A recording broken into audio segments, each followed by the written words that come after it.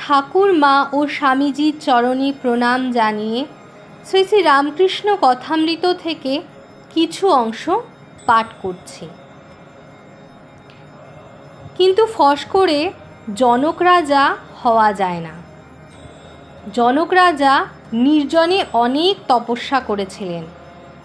সংসারে থেকেও একবার নির্জনে বাস করতে হয়। সংসারের বাহিরে একলা গিয়ে যদি ভগবানের জন্য 3 দিনও কাঁদা যায় সেও ভালো। এমনকি অবসর পেয়ে একদিনও নির্জনে তার চিন্তা যদি করা যায় সেও ভালো।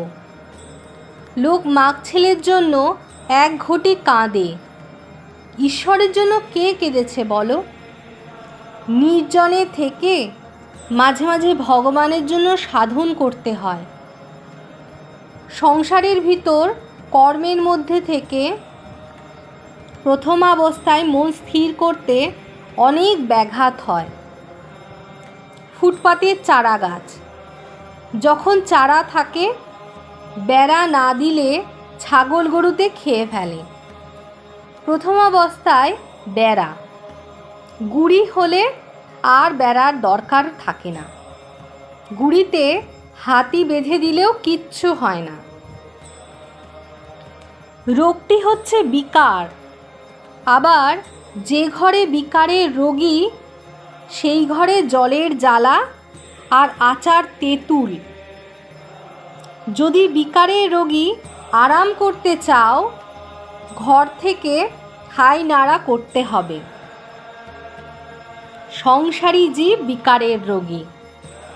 বিষয় জলের জ্বালা, বিষয়ভোগ তৃষ্ণা, জল তৃষ্ণা। আচার তেঁতুল মনে করলেই মুখে জল সরে, কাছে আনতে হয় না। এরূপ জিনিসও ঘরে রয়েছে যৎসির সঙ্গ। তাই নির্জনে চিকিৎসা দরকার।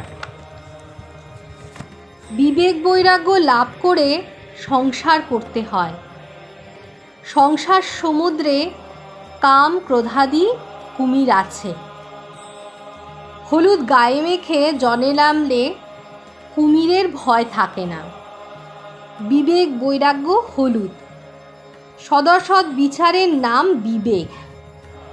ঈশ্বরই সৎ, নিত্য বস্তু, আর সব অসৎ, অনিত্য।